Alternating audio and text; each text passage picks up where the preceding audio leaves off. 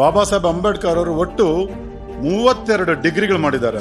Let anybody show 20,000 books in is personal library, merit my food. ಆವತ್ತಿನ ಕಾಲಕ್ಕೆ economics ಅಲ್ಲಿ PhD ಮಾಡಿದಂತ ಮೊದಲನೇ ಭಾರತೀಯ ಯಾರಾದ್ರೂ ಇದ್ರೆ ಅದು ಭೀಮರಾವ್ ರಾಮ್ಜಿ ಅಂಬೇಡ್ಕರ್. 20,000 ಪುಟಗಳ ಮೆನುಸ್ಕ್ರಿಪ್ಟ್ ಇತ್ತು. ಪ್ರಪಂಚದಲ್ಲಿ ಯಾರು 20,000 ಪುಟಗಳನ್ನ ಕೈಯಲ್ಲಿ ಬರೆದಿಲ್ಲ ಇದುವರೆಗೂ.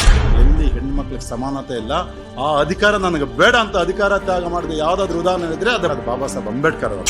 ರಿಸರ್ವ್ ಬ್ಯಾಂಕ್ ಆಫ್ ಇಂಡಿಯಾದ ಹುಟ್ಟಿಗೆ ನೇರ ಕಾರಣ ಯಾರು ಅಂದ್ರೆ ಬಾಬಾ ಸಾಹೇಬ್ ಅಂಬೇಡ್ಕರ್ ಅವರು. ಅರ್ಥಶಾಸ್ತ್ರದಲ್ಲಿ 29 ಕೋರ್ಸು, ಇತಿಹಾಸ ಶಾಸ್ತ್ರದಲ್ಲಿ 11 ಕೋರ್ಸು, ಸಮಾಜಶಾಸ್ತ್ರದಲ್ಲಿ 6 ಕೋರ್ಸು, ತತ್ವಶಾಸ್ತ್ರದಲ್ಲಿ 5 ಕೋರ್ಸು, ಮಾನವ ಶಾಸ್ತ್ರದಲ್ಲಿ 4 ಕೋರ್ಸು, ರಾಜಕೀಯ ಶಾಸ್ತ್ರದಲ್ಲಿ 3 ಕೋರ್ಸು. ಇಷ್ಟು ಓದಿದ್ರೆ ಪಂಡಿತರಾಗ್ಲಿಲ್ಲ, ಇನ್ ಯಾರ್ಯಾರೋ ಪಂಡಿತರಾಗ್ಬಿಟ್ರಿ ದೇಶದಲ್ಲಿ.